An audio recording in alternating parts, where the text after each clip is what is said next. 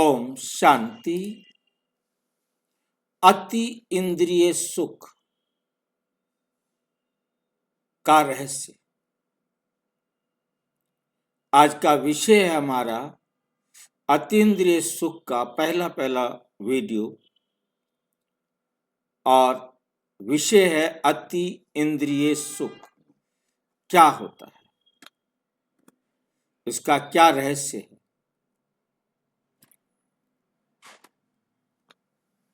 अति इंद्रिय सुख का रहस्य जो इंद्रियों से नहीं परमात्मा से मिलता है। अतीन्द्रिय सुख का रहस्य क्या है? जो इंद्रियों से नहीं परमात्मा से मिलता है। हमारी आंख से नहीं मिलेगा, कान से नहीं मिलेगा, मुख से नहीं मिलेगा, शरीर के किसी भी अंग से नहीं मिलेगा। ये सुख हमें सिवाय परमात्मा के और किसी से नहीं मिलता। पहली बात हमें अपनी बुद्धि के अंदर बहुत अच्छी तरह स्थिर करनी।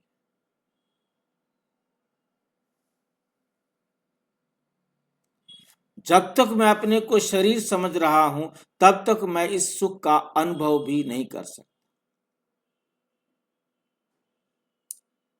अति इंद्रिय सुख क्या होता है? ये साधारण सुख से कैसे भिन्न है?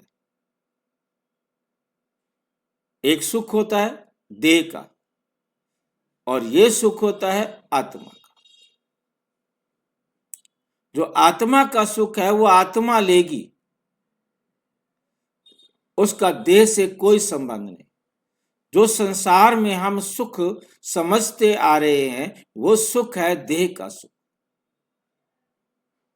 कोई दृश्य हमें अच्छा लग रहा है, कोई चीज हमें अच्छी लग रही है, आंखों से देख रहे हैं ना, आंखों के द्वारा सुख मिल रहा है ना, वो अति इंद्रिय सुख नहीं है।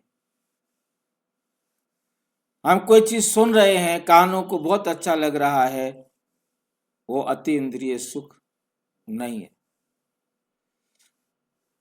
हम किसी भी सुगंध है या मौसम की बहुत अच्छी, वहां का बाहर सदाबहार मौसम है, बहुत अच्छा, हमारे शरीर को महसूस हो रहा है, बहुत अच्छा मौसम है, ना गर्मी है ना ठंड है, बड़ा अच्छा लग रहा है, परंतु अतीन्द्रिय सुख नहीं है। मतलब किसी भी शरीर के अंग के द्वारा मिलने वाला सुख शारीरिक सुख है, साधारण सुख है, परंतु रूहानी सुख जिसे हम अति इंद्रिय सुख कहें वो सुख नहीं है। आज हम एक ऐसे सुख की बात करने जा रहे हैं जो आंखों से देखा नहीं जा सकता, जो कानों से सुना नहीं जा सकता, जो स्वाद या स्पर्श या भोग से नहीं मिलता, किसी भी तरीके से शरीर के किसी भी अंग से नहीं मिलता। लेकिन जो सुख आत्मा को इतना भर देता है कि संसार के सारे सुख फीके लगने लगते, संसार के सुख अब उसे अच्छे नहीं लगते, बस वही चाहिए। जिसने उस अतीन्द्रिय सुख को भोग लिया, एंजॉय कर लिया, वो फिर इस संसार के सुख के पीछे नहीं भागेगा। वो इस संसार के सुख की चाहना तो क्या, इच्छा ही मतलब चाहना करेगा ही नहीं ना, उसको तो चाहिए वो। अब तो ये अच्छा नहीं लगता ना। जैसे कोई बढ़िया, जैसे हम ये कहें कि हमने जो पहला मधुबन में खाना खाया वो उसके बाद हमने कभी नहीं खाया। उस समय परिवार छोटा था, जितना प्यार से जितना जो हमने पाया था वो दोबारा फिर कभी भी नहीं मिला, मिल भी नहीं सकता। तो अब हमें वो उसके आगे बाकी ये सारे कितने भी हैं सारे क्या लगते हैं, फीके लगते हैं। ये सुख महसूस कौन करेगा? आत्मा करेगी महसूस। आत्मा करेगी, परंतु शरीर में रहकर नहीं हो सकता। बाकी देखते हैं आगे। जो सुख आत्मा को इतना भर देता है कि संसार के सारे सुख फीके लगने लगते हैं। इस सुख को बाबा अति इंद्रिय सुख कहते हैं। इस सुख को बाबा अति इंद्रिय सुख कहते हैं। आज का प्रश्न है, अति इंद्रिय सुख आखिर है क्या? अति इंद्रिय सुख आखिर है क्या? क्या है? और यह साधारण सांसारिक सुख से इतना अलग क्यों है?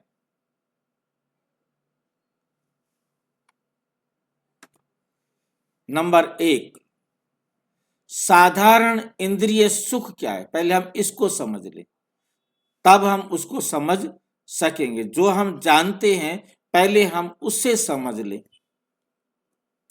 सबसे पहले समझे साधारण सुख। साधारण सुख की परिभाषा, साधारण सुख वह है जो 5 इंद्रियों से मिलता है।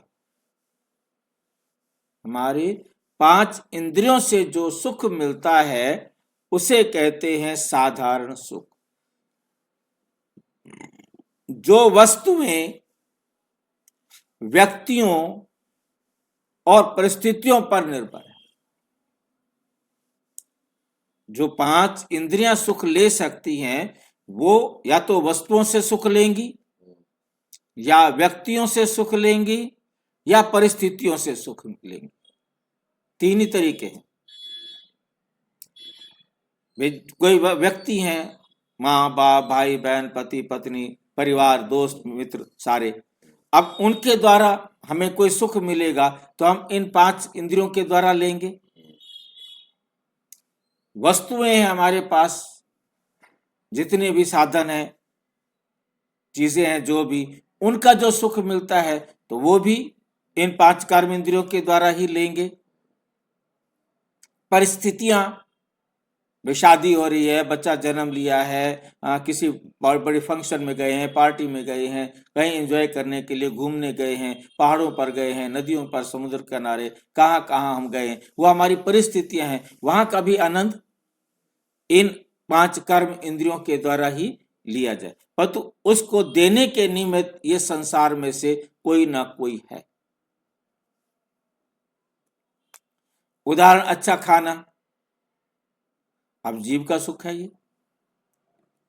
सुंदर दृश्य, आंखों का सुख है। प्रशंसा, किसने हमारी प्रशंसा की है, अहंकार का सुख है। पैसा, पद, सुविधा, ये भौतिक सुख है। लेकिन समस्या क्या है? क्षणिक। ये सुख क्या है? क्षणिक। जीव तक जब तक है तब तक, उसके बाद कोई सुख नहीं। गुलाब जामुन खा रहे हो, जब तक जीभ पर है तो मजा आ रहा है, खत्म हो गया तो मेरे को नहीं मिला तो मुझे सुख नहीं मिला। मेरे को तो गुलाब जामुन दिया ही नहीं, मजा ही नहीं आया। उतनी देर का है जितने तक जीभ पर है, जब तक हम उसको ले रहे हैं। आदत बन जाती है, फिर वही चीज सुख नहीं देती, फिर वही चीज सुख नहीं देती।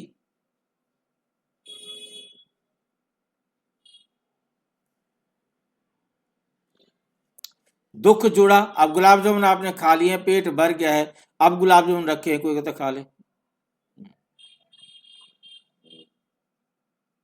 खराब हो जाएगा, खाएगा नहीं। पेट भर गया है। फिर क्यों खाएगा तो बस। अब मजा नहीं आ रहा, गुलाब जामुन खाने में मजा नहीं आ रहा। एक तो खा के देखो, नहीं, पेट भरा हुआ है, गुलाब जामुन खा ही नहीं जाएगा। दुख जुड़ा है।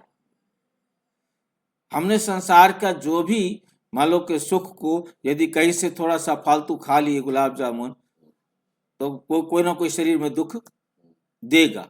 आपने देसी घी भी यदि ज्यादा खा लिया तो वो भी शरीर को जाके कहीं ना कहीं दुख देगा। छिनने का डर, तुलना, अपेक्षा, दुख जुड़ा हुआ है। जो भी सुख के साधन है, वो साधन यदि छिनता है, उससे दुख जुड़ा हुआ है। कोई भी साधन, कोई व्यक्ति हम जा रहा हो, चला जाए, मर जाए तो भी दुख, कोई वस्तु चली जाए तो उसका भी दुख, ये तो मेरे काम की थी, अब क्या करूं।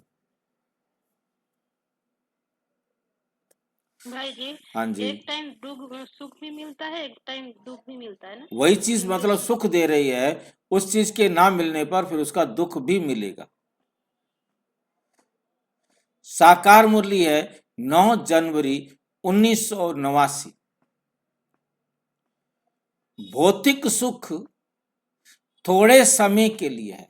ये जो हमारा भौतिक, हाँ, शरीर का जो सुख है, साधारण सुख है, इसको भौतिक सुख कहते हैं। भौतिक सुख थोड़े समय के लिए है, फिर वही सुख दुख का कारण बन जाता है। वही सुख दुख का कारण बन जाता है। यही कारण है कि दुनिया में सुख के साधन बढ़ते जा रहे हैं, लेकिन संतुष्टि घटती जा रही है।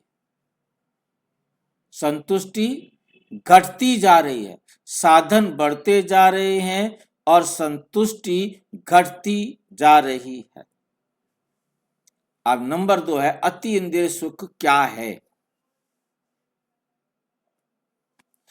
अब आते हैं असली बात पर, असली विषय पर। अति इंद्रिय का अर्थ है अति जमा इंद्रिय, यानी जो इंद्रियों से परे है, जो इंद्रियों से परे है,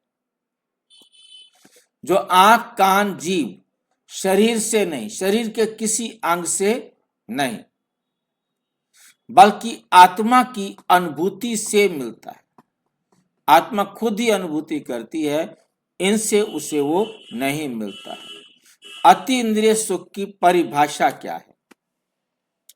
अति इंद्रिय सुख वे आत्मिक आनंद है जो परमात्मा की याद से, आत्मा की पवित्रता से और ईश्वरीय प्रेम से होता है। 3 बातें आ गई हैं इसके अंदर। अतीन्द्रिय सुख वे आत्मिक आनंद है जो परमात्मा की याद से, आत्मा की पवित्रता से, और तीसरा है ईश्वरीय प्रेम से। पहली बात, आत्म अनुभूति चाहिए। जब तक मैं देह की अनुभूति कर रहा हूं, तब तक अति इंद्रिय सुख नहीं मिल सकता। मैं इस देह के अनुभव से बाहर आ गया हूं। मैंने अपने आप को निश्चित कर लिया है कि मैं आत्मा हूं।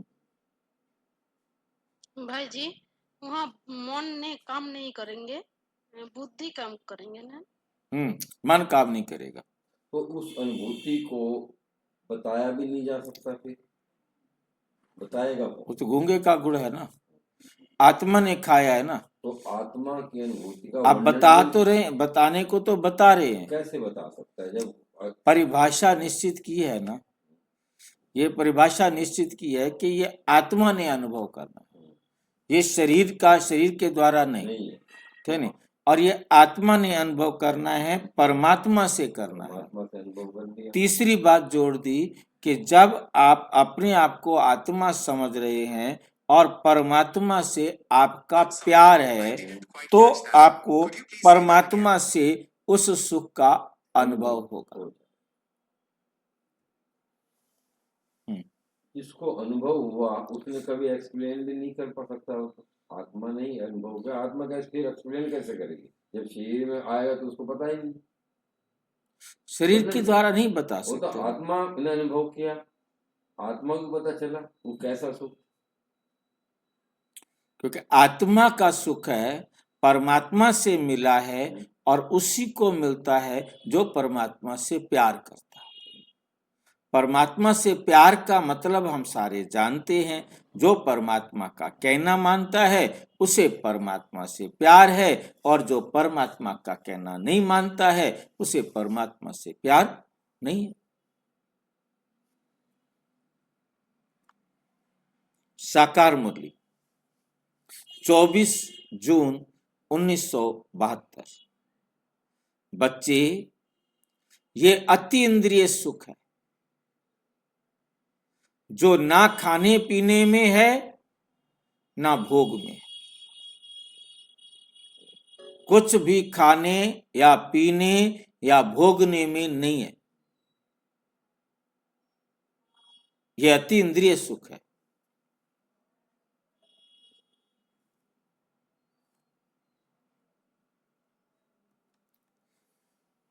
अति इंद्रिय सुख कैसे अनुभव होता है?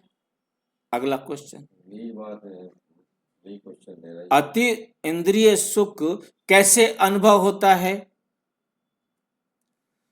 ये कोई कल्पना नहीं कि हम कल्पना करें ऐसे ऐसे ऐसे होता होगा, वही कल्पना नहीं, ये अनुभव की बात है। अनुभव के संकेत, जिन्होंने अनुभव किया है उनके इशारे, उनकी निशानियां जो उन्होंने बताई हैं अनुभव वालों ने, उनको समझना है। नंबर 1, आपका मन हल्का।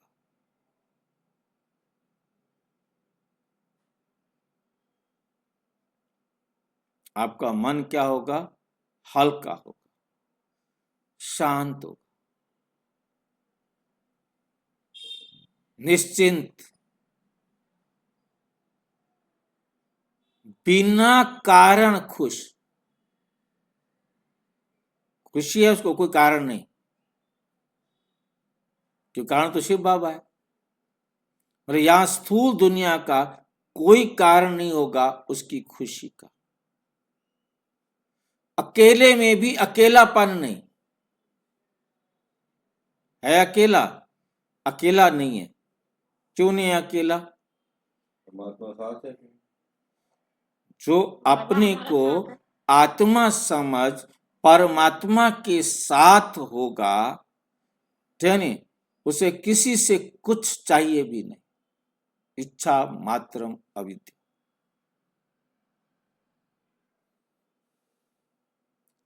किसी से कुछ नहीं चाहिए। ये है संकेत, इशारे अनुभव के। कितने संकेत हुए? नंबर 1, मन हल्का। नंबर 2, शांत। शांत का मतलब क्या होता है? नो थॉट, संकल्प शून्य, निश्चिंत, क्योंकि चिंता होगी तो संकल्प चलेंगे। शांत है, निश्चिंत है, कोई संकल्प नहीं। खुश है, कोई कारण नहीं। भाषण अच्छा लगा किसी का नहीं, खाना अच्छा लगा किसी का नहीं, ठीक है नहीं, मुरली अच्छी लगी किसी की नहीं। बिना कारण खुश, अकेले में भी अकेलापन नहीं। बाबा के साथ की अनुभूति में उसे कुछ चाहिए भी नहीं।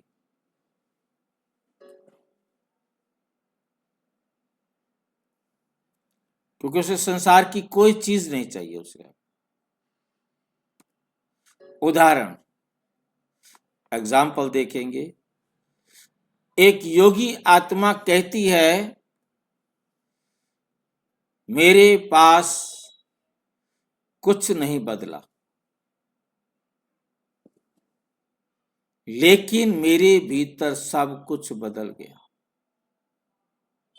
मेरे आसपास कुछ भी नहीं बदला, परंतु मेरे अंदर सब कुछ बदल गया। साकार मुरली है 18 मार्च 1985 की। बाबा कैसे कहते हैं इस बात को? जब आत्मा परमात्मा से जुड़ती है तब सच्चा सुख अनुभव करती। आत्मा परमात्मा से जुड़ती है तब सच्चा सुख अनुभव करती।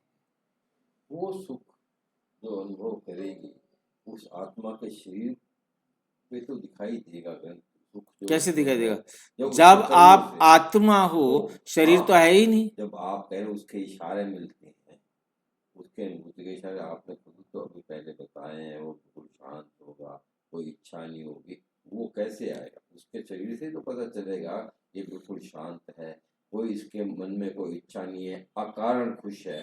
तो वही तो उसको देख के तुम्हें पता चलेगा। वो खुद ही अनुभव करेगा ना। आप यदि उसे देखेंगे, आपको तो उसकी आपको देख करके तो नहीं पता चलेगा। नहीं होगा उसके देखने से। वो वही उसने बताया, वही चीज बताई, यही चीज पहले बताया ना। मेरे पास कुछ नहीं बदला, लेकिन मेरे अंदर सब कुछ बदल गया। मेरे का मतलब मुझ आत्मा में, मेरे का मतलब मेरे शरीर में नहीं, मुझ आत्मा में सब कुछ बदल गया। ये उसे अनुभव होगा।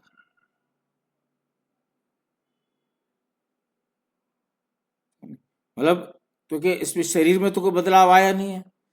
शरीर तो आंखें वही है, आंखें वही है, शरीर वही है, सब कुछ वही है। आत्मा देखती है, आत्मा सुनती है, आत्मा बोलती है। जो आत्मा उसको अनुभव कर लिया तो उसका सारा हिसाब किताब देखने का करने का सब बदल जाएगा। ये भी तो है। बिल्कुल वो आत्मा बदले, ही पवित्र वो बन गई, बदल परमात्मा तो उस हिसाब से उसकी एक्टिविटी है। मतलब यदि उससे बल्कि हाँ वही, ये बात कितना क्लियर है ना कि मेरे पास कुछ नहीं बदला, मैं आत्मा के पास कुछ नहीं बदला, ना शरीर में कोई परिवर्तन हुआ, ना आसपास कुछ परिवर्तन हुआ, लेकिन मुझ आत्मा के अंदर सब कुछ बदल गया। ये आत्मा में परिवर्तन हो जाता है तो उसके बाद के प्राप्ति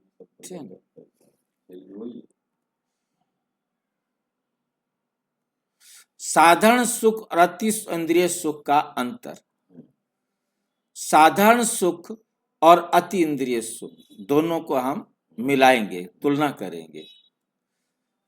साधारण सुख इंद्रियों से, वो आत्मा से, वो अति इंद्रिय सुख, वो आत्मा से, इंद्रियों से ऊपर वो खत्म। अब सीधा वो समझाने के लिए था। अब शॉर्ट में हमने देखना है कि दोनों में क्या अंतर है।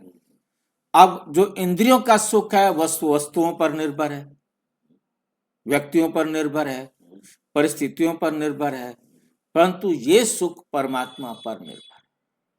जब तक परमात्मा से आत्मा नहीं मिलेगी ये सुख नहीं मिलेगा।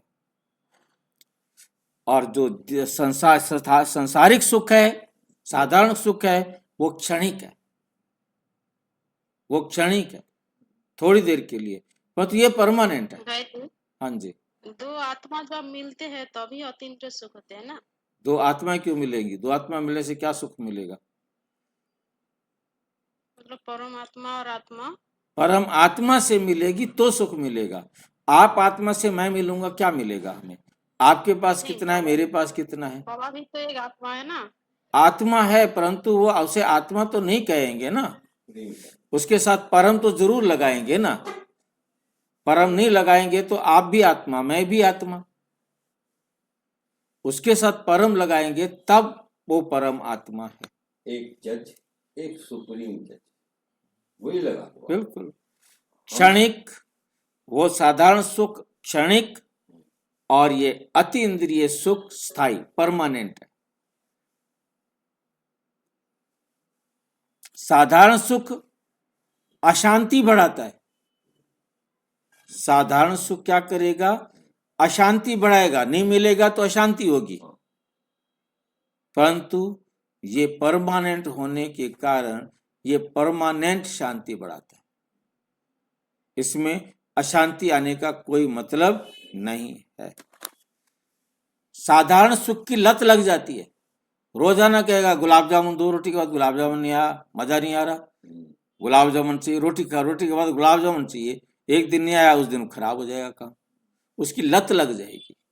सांसारिक जो साधारण सुख है उसकी लत लग जाती है, परंतु ये स्वतंत्र बनाता है।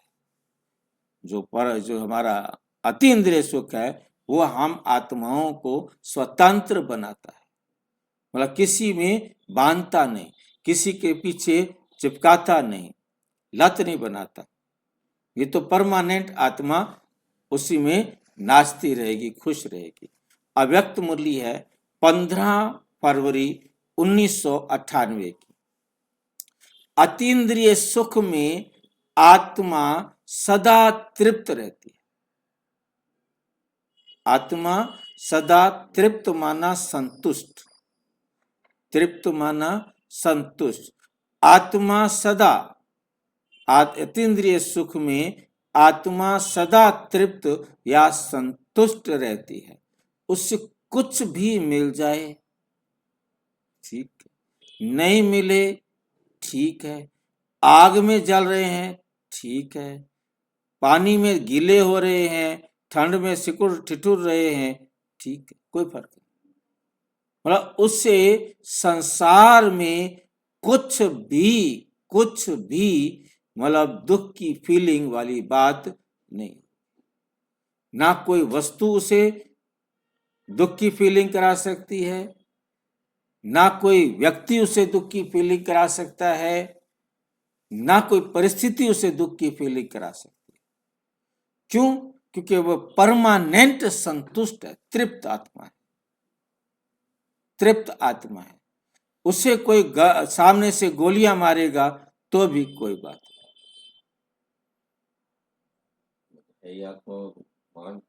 हाँ, क्या क्या करे, क्या होगा उसे मालूम है, क्लियर है उसके सामने कत्लेआम हो रहा होगा।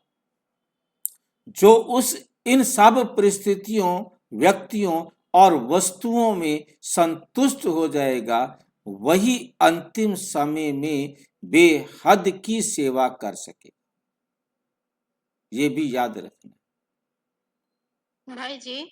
जब परिस्थिति आएंगे तब उस टाइम भी उन्होंने बाबा के साथ मिलन मनाते रहेंगे ना। हाँ, इसीलिए खुश हूँ। इसलिए वो अंतिम समय में बेहद की सेवा कर सके। वो बेहद की सेवा क्या? सबको घर ले जाना।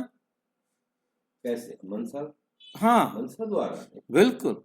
वाचा तो शरीर का तो होगा ही नहीं। मनसा द्वारा क्या वो क्या उस समय जिन आत्माओं की इस समय सेवा की हुई है, अब जिन आत्माओं को इस समय, मान लीजिए कि मैं ही ले लेता हूं कि मेरे संपर्क में जितनी भी आत्माएं आई ठीक है, और फिर मुलाकात नहीं हुई, परंतु अंत समय उन्हें याद आएगी परमात्मा से पहले मेरी।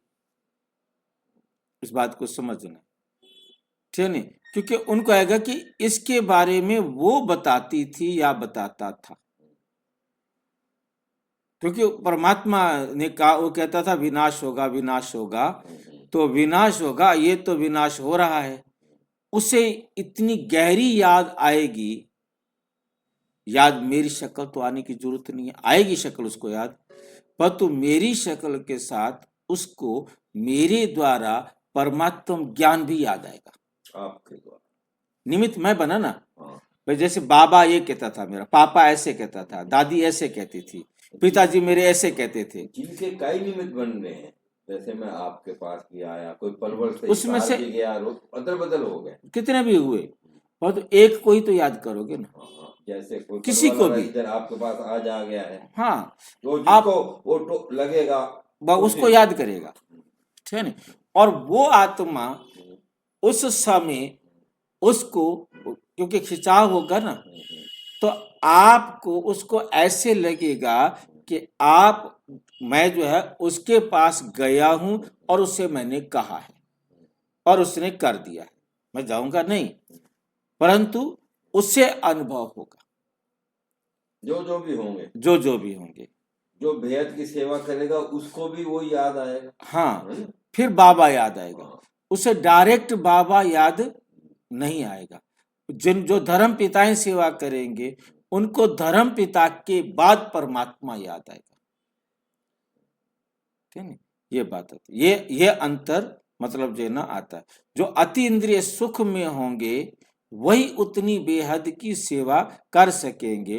अब यदि जिनमें परमात्मा की अनुभूति हो चुकी है, बिल्कुल सिर्फ आत्मा, हाँ, आत्मा ही करेगी ना, उस टाइम शरीर ने तो करना नहीं है। अच्छा ठीक है। अतीन्द्रिय सुख में आत्मा सदा तृप्त रहती है और ये अतीन्द्रिय जो मनसा सेवा है ये तृप्त आत्मा ही कर सकती है।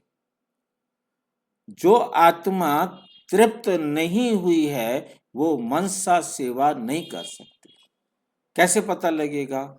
सवेरे आप बैठेंगे, मैं बैठा हूं सवेरे, मान लो कि चलो आज सारे विश्व की आत्माओं को सकाश दूं। पहले ही घर की कितनी समस्याएं सामने आ जाएंगी। बेटे के लिए वो करना है, माँ के लिए वो करना है, पिताजी के लिए वो करना है, सेंटर के लिए ये करना है, उसके लिए ये करना है। वो कहेंगी हमें पहले करो, क्लास शुरू होने वाली है। वो कहा वो बाद में कर लेना, नहीं कर सकता वो, क्योंकि तृप्त नहीं है। तृप्त आत्मा ही कर सकती है कि वो काम मैंने 7 बजे करना है, वो काम मैंने 6 बजे करना है, 6 बजे तक मेरे को अब ये काम करना है। वो 6 बजे तक डिस्टर्ब नहीं होगी, कि उसको मालूम है कि ये काम मुझे 6 बजे करना है, इससे पहले मैं फ्री हूं, और फ्री हूं तो मुझे और कुछ नहीं सोचना, क्योंकि उसके पास है ही नहीं ना इच्छा। परंतु ये जो हमारा क्या बोलते हैं वेटिंग रूम, जिसमें दुनिया भर के झमेले बुद्धि के अंदर रखे हुए, ब्रेन के अंदर पड़े हुए हैं, जैसे ही सवेरे आप उठेंगे ये आना शुरू कर देंगे, ये आना शुरू कर देंगे। ये तो है। और ये आ रहे हैं तो मनसा सेवा नहीं हो सकती। तो जैसे जैसे उसका अनुभव होगा, प्रैक्टिस होगी, वो तो उस हिसाब से होगा। आ जाएगा कल परसों, अगर धीरे धीरे तो कोई भी नहीं करेगा, खत्म तो उसका होगा। अतीन्द्रिय सुख क्यों दुर्लभ है? दुर्लभ क्यों है ये? क्योंकि हम देह अभिमानी हैं, हम सुख बाहर ढूंढते हैं, योग को समय नहीं देते, समय नहीं देते। हम बैठते हैं योग में, चाहे बाबा रूम में बैठे हैं, चाहे मधुबन में बैठे हैं, तो चाहे कहीं भी बैठते हैं, परंतु संकल्प तो ढेर सारे चल रहे होते हैं। साकार मुरली 2 अगस्त 1991। स्मृति की कमी से आत्मा सुख को भूल जाती है। मान लो किसी ने अतीन्द्रिय सुख पा लिया क्षणिक थोड़ी देर के लिए भी, परंतु इस स्मृति की कमी होने के कारण वो भूल जाती, वो उस सुख को भूल जाती है। फिर वहीं आ गया डाउट। भाई जी, हाँ जी, जब उतने सुख होते हैं तब इंद्रिय सुख विनाश होते जाएगा ना। इंद्रिय सुख, इंद्रियों से सुख नहीं लिया। मान लो आपने बैठे और किसी समय, जैसे बाबा रोजाना मुरली में हमें ड्रिल कराते हैं, अपने आप को आत्मा इस देह से न्यारा महसूस करो। 1 सेकंड में इस देह से न्यारा महसूस करो, परंतु आगे चले जाते हैं और हम भी आगे चल देते हैं। हम कोई एहसास नहीं करते 1 सेकंड में देह से न्यारा होने का। न्यारे हो करके जिसने 1 सेकंड भी अनुभव किया, बाबा कहते तो दूसरा सेकंड भी आएगा, तीसरा भी आएगा, आता नहीं, फिर वो आपको समझ में आ गया। तो आप है ना, आपने अतीन्द्रिय सुख का अनुभव किया है, 1 सेकंड का अनुभव किया है। चल जाता है ना। हाँ जी, अनुभव से पता चल जाता है। अनुभव याद नहीं रहता, उसी बात को कहा जा रहा है कि मान लो कि आपने 1 सेकंड का अतीत इंद्रिय सुख अनुभव कर भी लिया, मान लो, परंतु वापस स्मृति की कमी से हाँ, आत्मा सुख को भूल जाती है कि वो क्या था, फिर वही हो गया जहाँ पे थे, जहाँ थी। वही ना, वही हाँ, बात है ना। बिल्कुल बिल्कुल। मतलब किसी ने कार्य मतलब पहुंच भी गया, पहुंच कर वापिस आया तो उसको याद ही नहीं है, क्योंकि ऐसे कई हो सकता है, बहुत हों भी सही। हाँ, मतलब वही बता रहे हैं बाबा ना कि आपने सुख का अनुभव किया, परंतु स्मृति की कमी से हाँ, आत्मा सुख को भूल जाती है कि मैं क्या करके आया हूं। ठीक है। नंबर 6, अति इंद्रिय सुख पाने का साधन क्या है, तरीका क्या है, विधि क्या है? वो है राजयोग, और कोई नहीं। केवल राजयोग जो परमात्मा ही सिखाते हैं, उसके सिवाय और कोई विधि नहीं जो अति इंद्रिय सुख को पा सके। अब राजयोग क्या है? 3 साल स्टेप है इसके। हाँ बोलो। चलो हाँ बताओ। राजयोग का जानना है ना, राजयोग क्या है? आप बता रहे थे, चलो। 3 सरल स्टेप्स हैं राजयोग के अंदर। नंबर 1, मैं आत्मा हूं, देह से न्यारा हूं। पहले तो ये पक्का होना चाहिए। यही मुझे ये पता था, बाकी दो का पता नहीं, यही कोई मैं नहीं। कहता। बस मतलब क्योंकि आत्मा ने योग लगाना है, तो ये पहला स्टेप है, मैं आत्मा हूं। तो मुझे जब ये बात आती है कि ये इतना आसान सी बात है, करुणा भाई, हम करुणा भाई का नाम सुना होगा सबने। करुणा भाई अपना अनुभव सुना रहे थे कि मैं दादी प्रकाश मणि जी के पास गया कोर्स करने के लिए, तो कहा कि तुम आत्मा हो, तुम ये शरीर नहीं हो। मेरे को लगा हाँ, ये तो बात बिल्कुल ठीक है, आगे बताओ। कहते ये समझ में आ गया? कहते इसको अनुभव करके कल कराएंगे अगला पाठ। बस इससे ज्यादा नहीं बताया, इसको सारा दिन अनुभव करो, अगला पाठ कल कराएंगे। ये समझ में आ गया है ना? कहते हाँ मेरे को बिल्कुल पक्का समझ में आ गया। तो इसको आज अनुभव करो, पक्का समझ में आ गया है तो कल फिर अगला पाठ करेंगे। और हमारे पास कोई आ जाए तो आत्मा की सारी रामायण कहानी उसको सुना दूं, उसके बाद भी और पूछना है तो बता, और पूछना है तो बता। दादी ने नहीं। मतलब पढ़ाने का तरीका वंडरफुल था ना, धारणा मुहूर्त बनाना, प्रैक्टिकल कराना। मतलब ये मैं देखता हूँ कि देखो क्या क्या बात है, इतनी सी बात बता दी और वो कहता हाँ। फिर अगले दिन दूसरा कोर्स करा, उस दिन नहीं, आज सारा दिन आपको अनुभव करना है, मैं आत्मा हूं। परंतु मैं अब तक मुझे कोई दिन याद नहीं कि सारा दिन मैंने अपने आप को आत्मा अनुभव किया। देह से न्यारो, अब ये मैं अनुभव नहीं करूंगा, थोड़ी देर अनुभव किया मैं आत्मा हूं, वो भी जाना जाना, बस जानकारी है, परंतु मैं आत्मा हूं, अलग से देह नहीं हूं, ये नहीं किया, जो बहुत जरूरी है।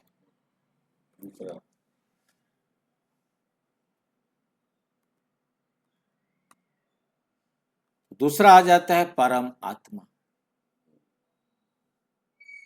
और तीसरा आ जाता है परमात्मा से प्यार। ये 3 काम नहीं होंगे तब तक हमारा जो अतीन्द्रिय सुख का अनुभव नहीं होगा। बाबा मेरा है, बाबा मेरा है, परम पिता परम आत्मा, और नियमित याद का अभ्यास, परमात्मा और फिर परमात्मा से संबंध का अनुभव। क्योंकि जब हम परमात्मा से प्यार करेंगे, मीन्स परमात्मा की डायरेक्शन का अनुभव करेंगे, नियमित स्नेह से बाबा के साथ बैठकर हम अपनी बात करेंगे। वो हमारा बाप है ना, फिर हम किसी और की बात नहीं करेंगे, हम बाबा से अपनी बात करेंगे।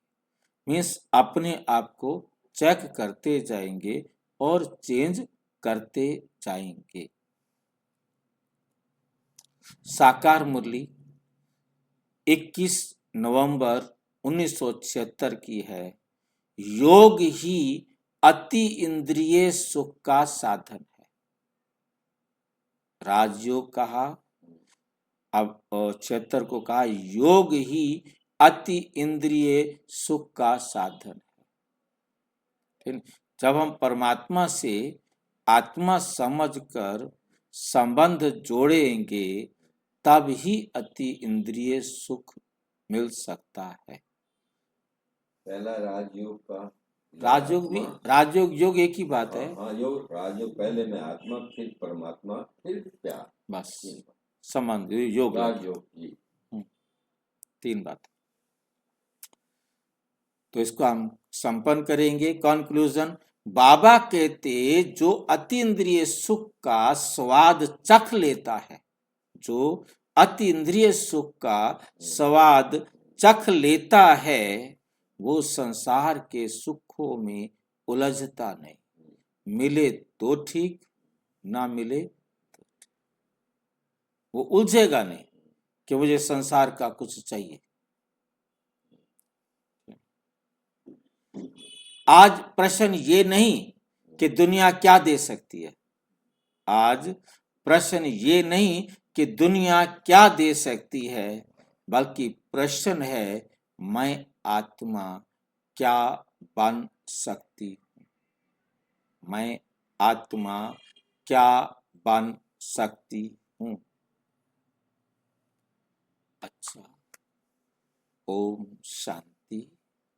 और विस्तार से जानने के लिए प्रजापिता ब्रह्मा कुमारी ईश्वरीय विश्वविद्यालय के किसी भी सेवा केंद्र पर संपर्क करें, और यदि कोई प्रश्न है तो 9213106986 पर केवल टेलीग्राम करें, 9650692270 पर केवल व्हाट्सएप करें, फोन नहीं। ओम शांति।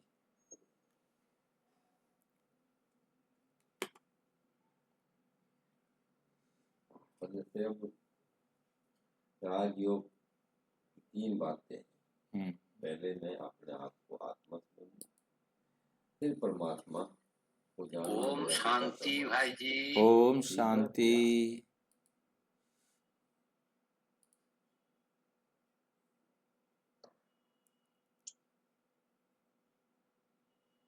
भाई जी, हाँ जी, हाँ जी।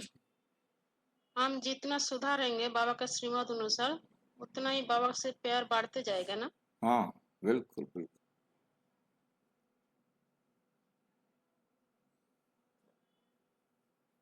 ओम शांति भाई जी। ओम शांति।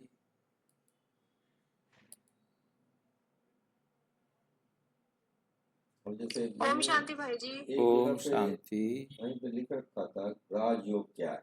ओम शांति भाई जी। ओम शांति। ओम शांति भाई जी। ओम शांति। राजयोग पढ़ाई है, इसमें 4 सब्जेक्ट हैं, ज्ञान, योग, साधना, सेवा। ये अपनी जगह ओम शांति।